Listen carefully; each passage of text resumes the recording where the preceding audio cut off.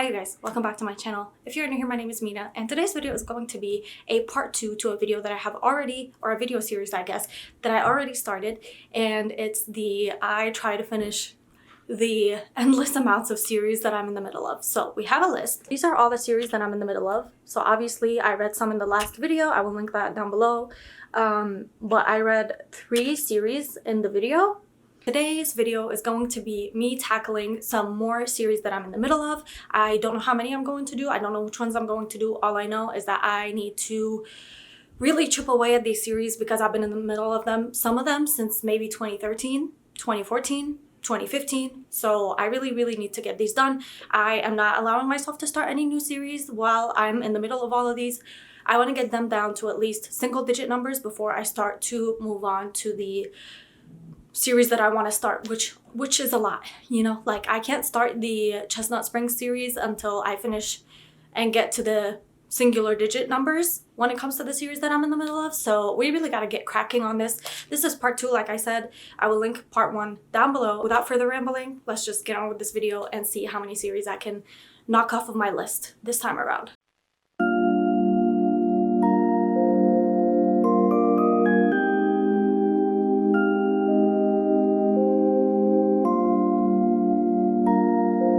I'm starting with The Illuminae Files by, who is it by? Amy Kaufman and Jay Kristoff, and I don't know what this series is about. I forgot.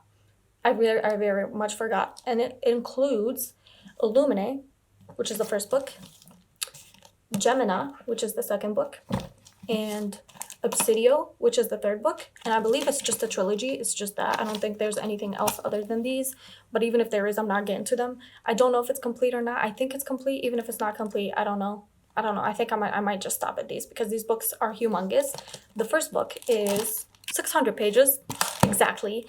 And this book is told in a very interesting way, to where there's like stuff like this and like a transcript and stuff like that, like, you know, like it's told in a different way, so where it's not like all just text. This will be, even if it's 600 pages, I think this will read pretty quickly. I don't remember what this is about. All I know that it's about something in space and some files, hence why it's called The Illuminae Files. This book feels a lot bigger than 600 pages. How many pages are you? This book is 658 pages. Oh my god. What's the last one? This book is 613 pages. I don't know what is going on. I don't know what this book series is about. I think this one ended on a cliffhanger. I don't remember when I read this book, but let's check. I read this book December 4th, 2020, and I gave it 4 stars. And I believe this one ends on a cliffhanger from what I remember, and that's why I really wanted the second book, but at the time it wasn't out yet, I don't think, or I just didn't get to it. I'm gonna get to this without further rambling because I'm sure this video will be long enough without me having to talk so much. We're gonna start with this one.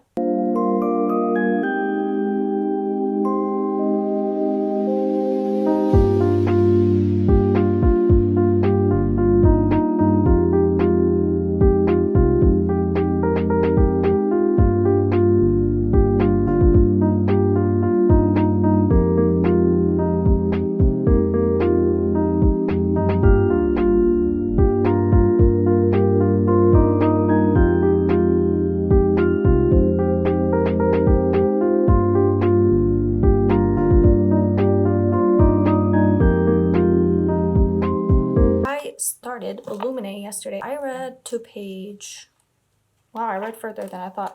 I read to page 203 out of 600. I really want to finish this today.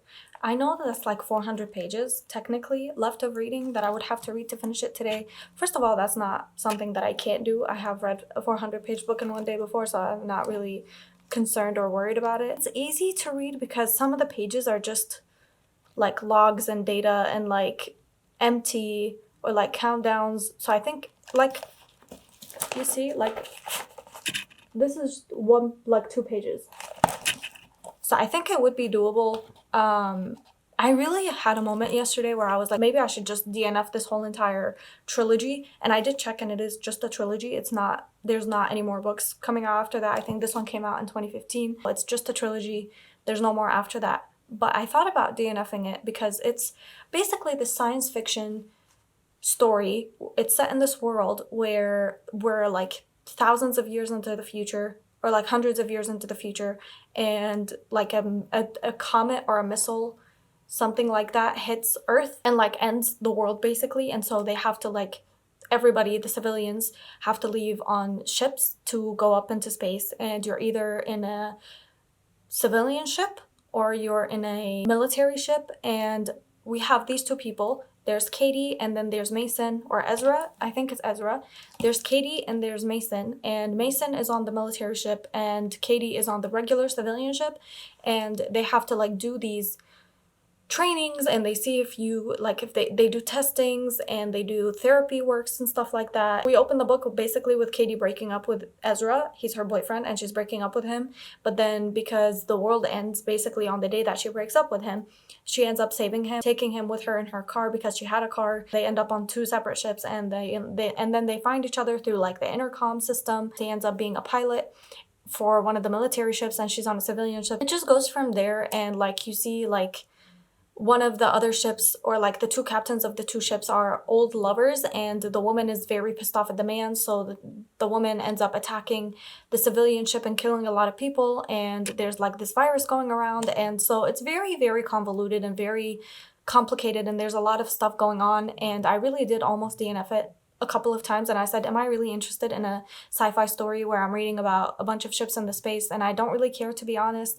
And then I really got into the story, and I'm really enjoying my time, and I think I was just intimidated by the sheer size and the amount of pages that these books are. I mean, each one is like 600 pages each. I didn't want to push off myself to feel like I'm doing this for homework, because it's not homework for me, and I was just putting pressure on myself for no reason. And that's why I thought about DNFing this one, not because I'm not enjoying the story, because I am enjoying the story, and I really like Ezra and I really like Katie, and I like the story and the way it's told. So maybe it's just because it's the first book and it's really like I already know the story, like it's clicking back into my brain. I understand what's going on now because I remember what happened. It's a very interesting story, a very interesting premise, and I think I'm going to sit here and read a little bit more.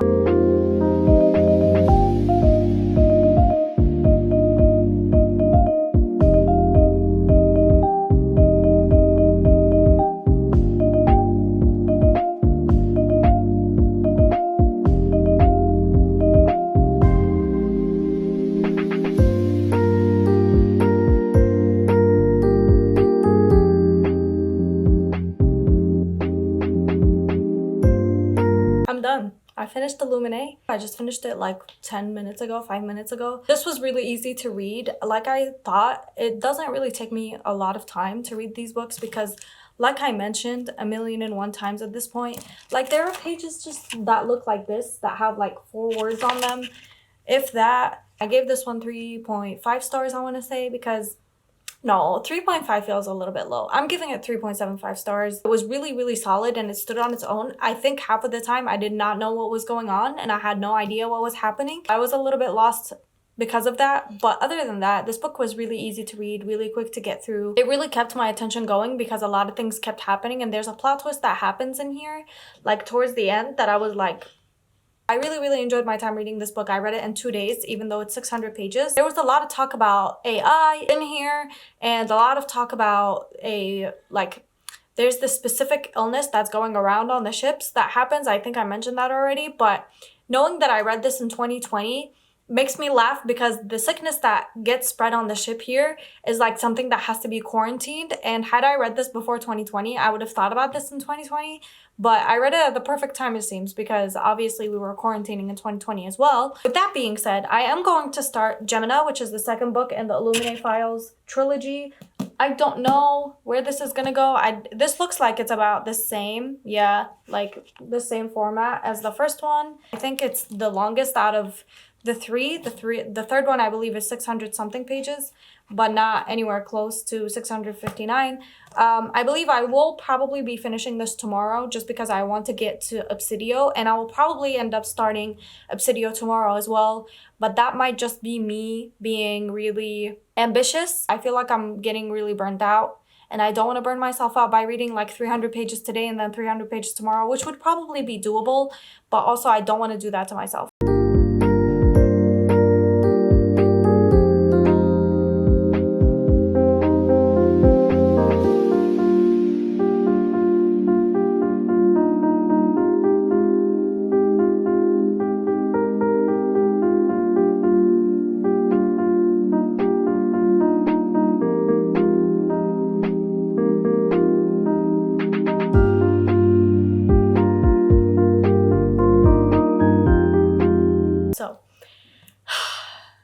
so sad to say this. I really am.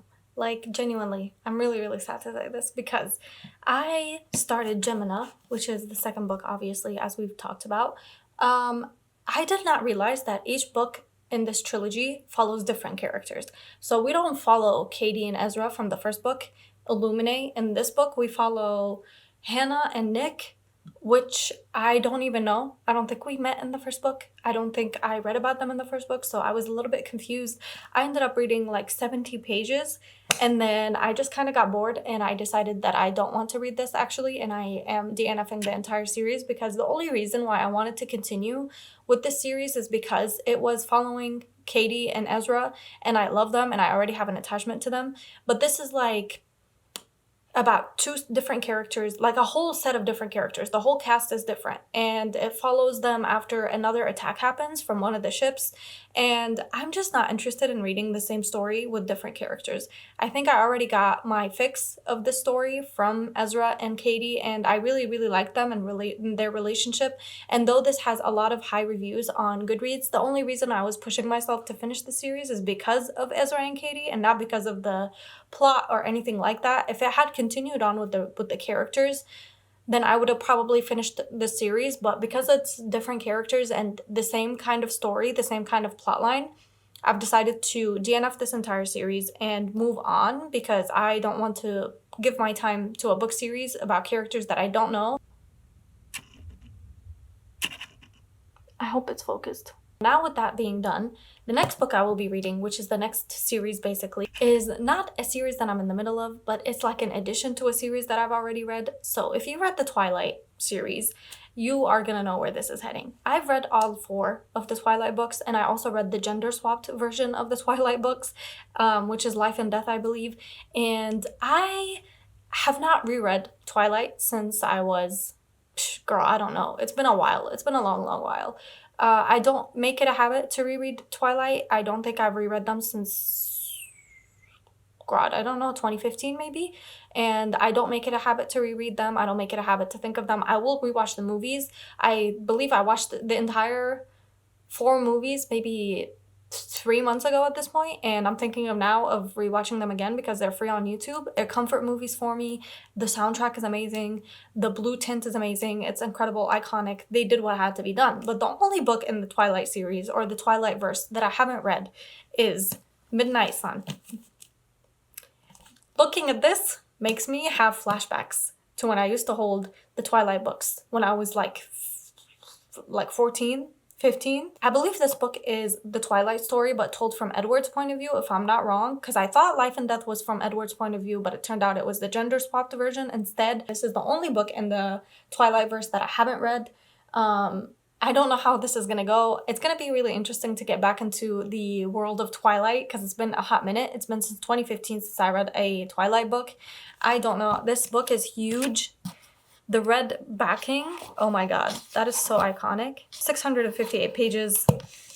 That's a lot. That's a lot. That's a lot of pages. So this might take me more than a day to finish. Like you know me, I usually read my books in one day, but because this is not happening, I will be reading this probably over the span of a couple of days. I will be listening to the audiobook as well. I have it on Spotify, so I'm planning to listen to it on my way to work and on my way home from work, and I will be listening to that and then also reading this book just to get through it a little bit quicker. Like I said, it's huge. It's a huge book. It's a behemoth of a book. I really should have saved this for like Halloween or around fall because that's when Twilight really starts to seep into my bones, you know, when it gets cold and then life feels like it has a blue filter on it. I can't believe I'm back in the Twilight verse as an adult. That's crazy. That's a crazy sentence to say.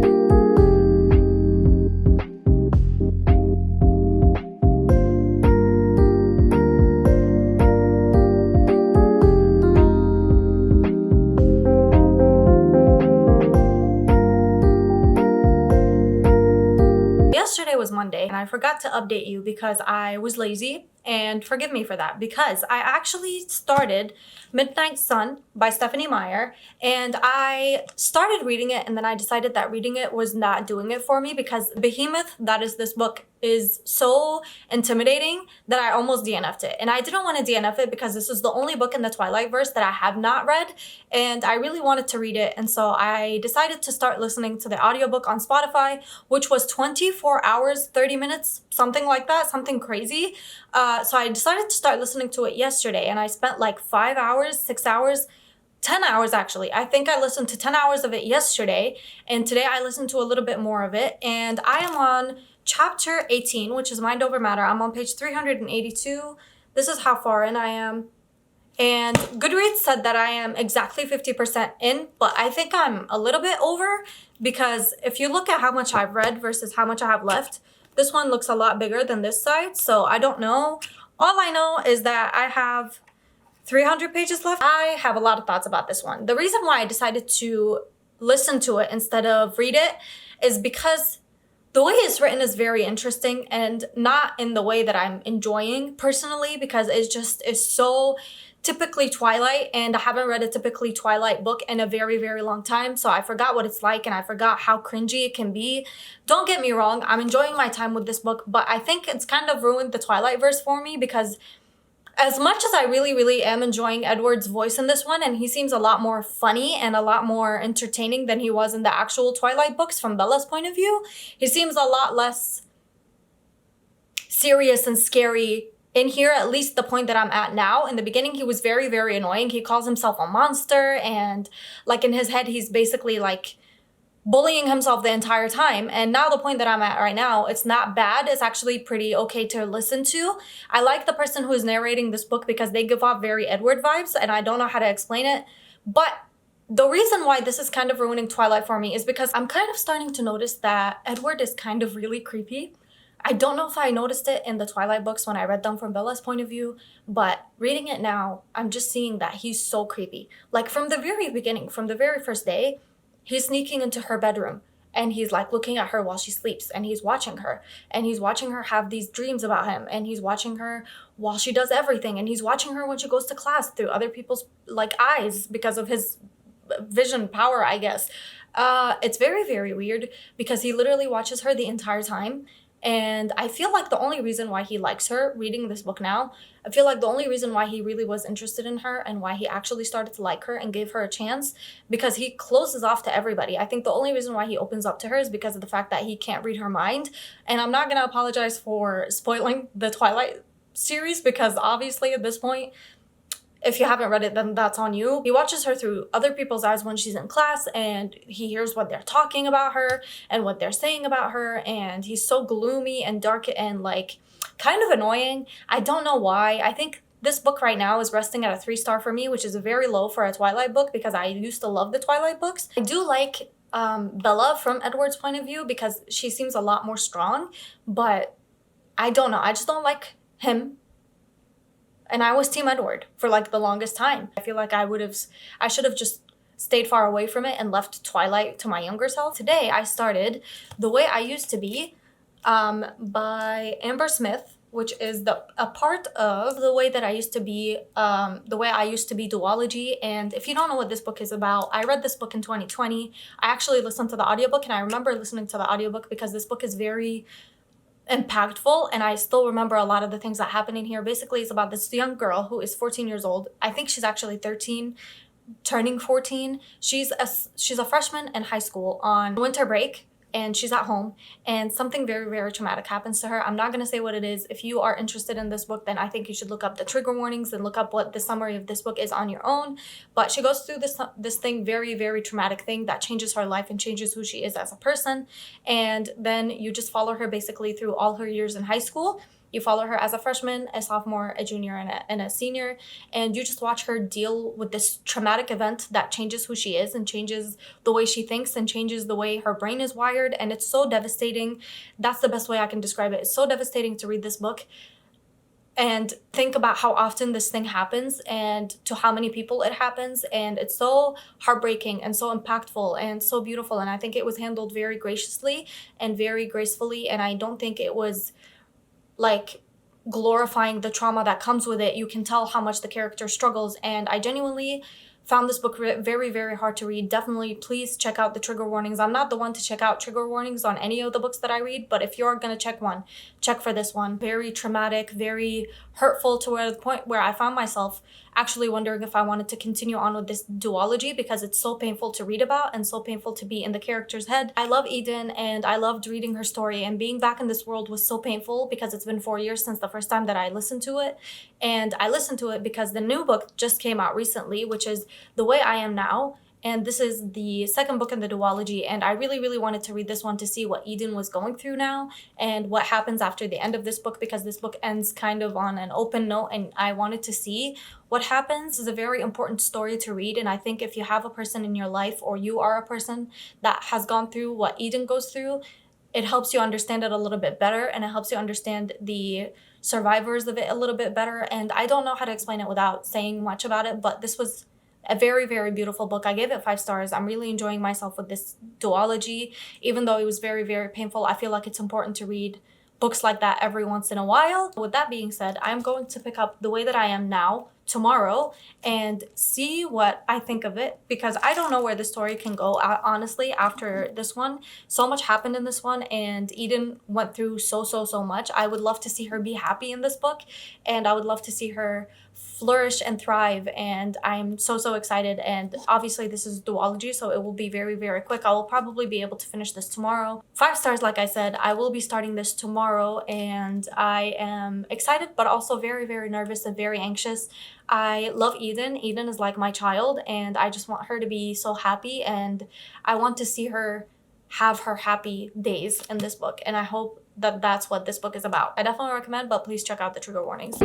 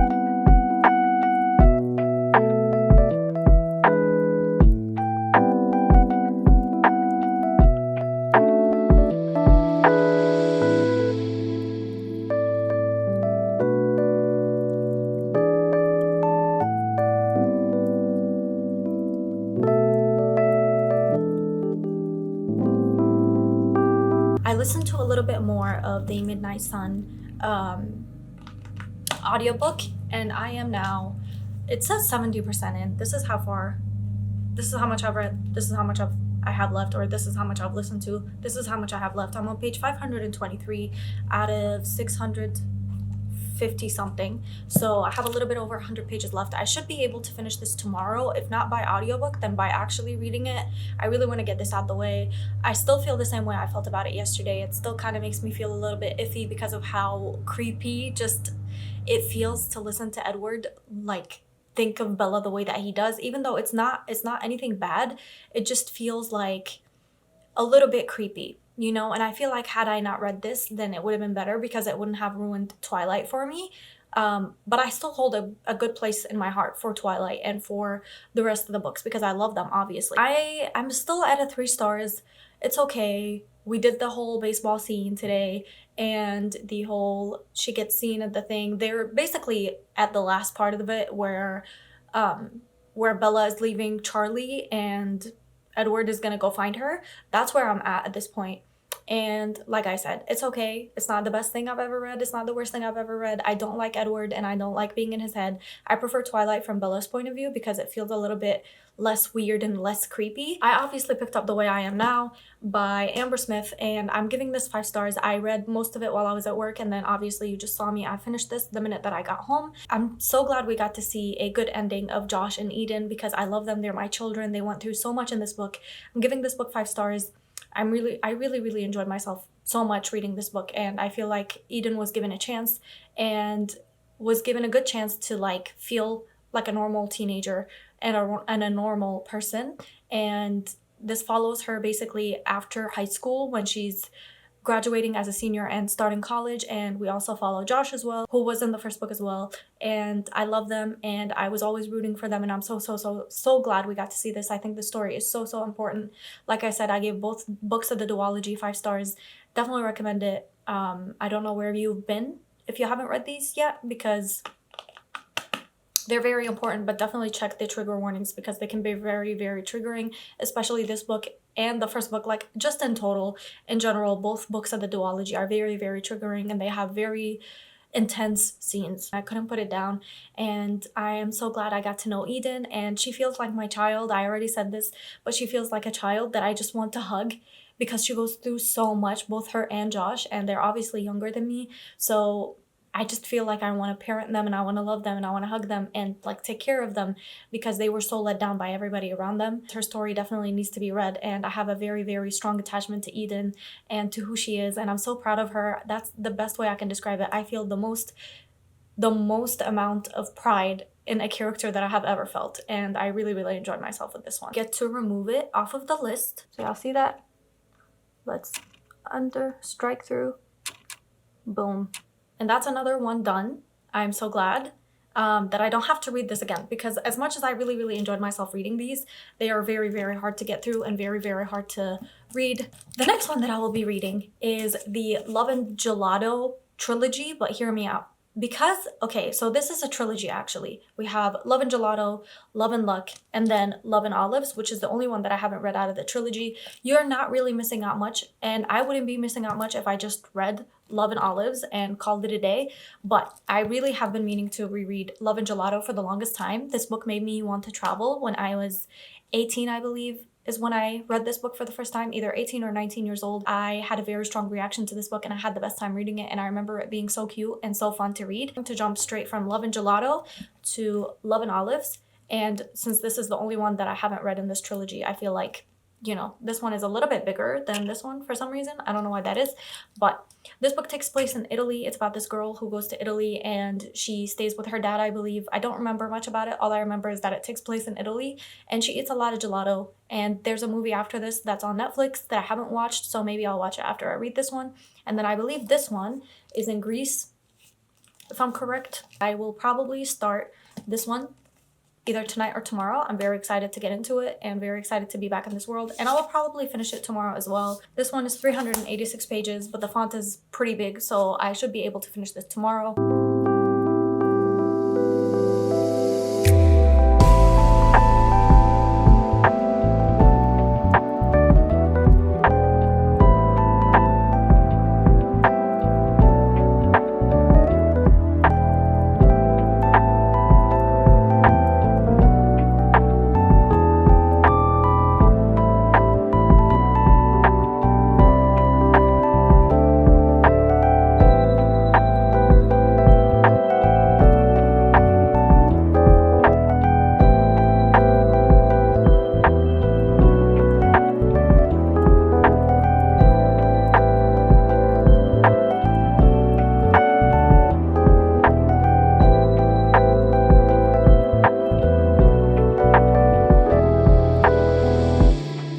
Let me just tell you about what I read today because I have done a lot. So, Midnight Sun by Stephanie Meyer. I have finished this book. I actually ran out of Spotify Audible hours and I had 3 more chapters left. I did not stop and I did not give up because even though this is on hold at my library and I would have had to wait on the hold list for it, I found a person reading it on YouTube and they had like their own audiobook of it. So I listened to the last 3 chapters of it that way and I finished this book and Holy shit, this might be the longest book that I've read this year so far. I gave it 3 stars. This was very something. I don't know. It kind of ruined Twilight for me. Seeing Bella from Edward's point of view and seeing the things that he did to her, and the fact that she was not aware of half the things that he did when he first met her are kind of really extreme. And like, I really didn't like the fact that he was watching her when she was with her friends, and he was watching her through other people's eyes and stuff like that. I really didn't like that. I found that very weird and very creepy. I didn't feel very comfortable with that at all. It's not bad, it's not good either. I feel like Twilight should just stay for that period of my life, because as an adult, reading this book was kind of like, why am I reading this half of the time? Thank God for the audiobook, because I feel like if I had to read this ginormous book, I would have ended up in a reading slump. I'm just glad that I don't have to think about this anymore. Okay, y'all see that? Strike through. And is it zoom? Is it focused? And now I don't have to think about that. That's done. Never thinking about it again. Never have to read a Twilight book ever again. Love and Gelato. As you guys saw, I obviously picked up Love and Gelato by Jenna Evans Welch, and I love this book. I read this book in September of 2017, as my Goodreads told me. I loved this book. I gave it 5 stars, and I ended up going to Italy right after I read this the first time. Like literally not even a year later. I was in Italy in June of 2018, and I read this book in September 2017. So this book has a lot of good memories for me. And when I read this book the first time, I had never been to Italy, and now that I read it a second time, I have been to Italy, and so I knew what she was talking about. At the places that she was at, I remember them. I'd been there, I ate the gelato, and I ate the flavors that she loved, and this book is so cute, it's so adorable.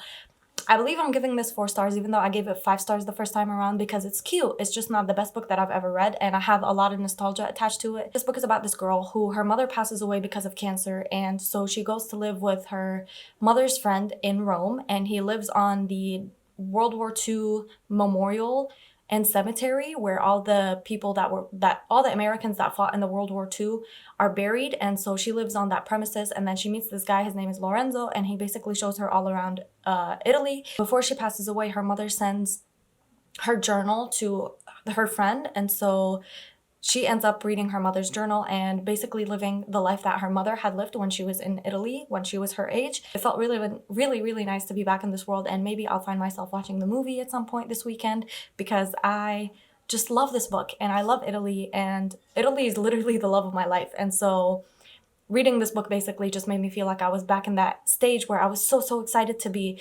traveling and going places and just like longing to be in a new place. To finish this series, this trilogy, I guess, the last book that I will be reading for this video is Love and Olive. This book is about Greece, I guess. I feel like reading a fun summer romance that takes place in Europe is always a good time, and so I feel like this is the perfect time for it.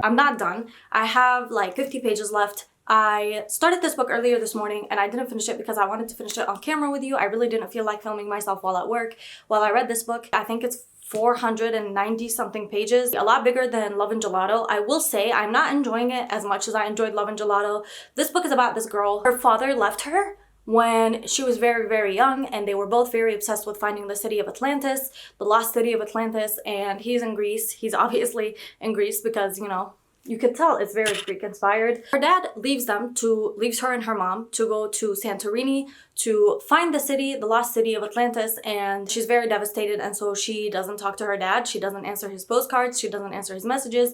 She doesn't talk to him. She pretends like it never happened, and she lives with her mom in the US, and then one day she gets a postcard from her dad saying that she needs to go to Santorini for like 2 weeks to help him do this documentary for National Geographic to find the lost city of Atlantis. I'm not really dying over this book. I think out of the trilogy of the Love and Whatever trilogy by Jenna Evans Welch, I think my favorite will always remain Love and Gelato, although the setting being in Greece is really fun to read about. It's not really centered on the setting, more centered on Olive and her dad. That's the main character. And although it's very, like, it's a very character-driven story, I would have loved to see more of Greece, but like we did in Love and Gelato, I feel like Love and Gelato was a lot centered on Italy as a whole, and you get to see the character actually interact with Italians and explore Italy. With this one, I feel like we don't really get to see much of that because obviously they're focused on the documentary that they're doing, and she meets this boy. And while I'm having a lot of fun reading it, I think this one will just remain a 3.75, if not a 3.5 star book. A lot sadder than the other two, I think, in my opinion. But I'm enjoying it. It's not bad. It's not great. It's just okay.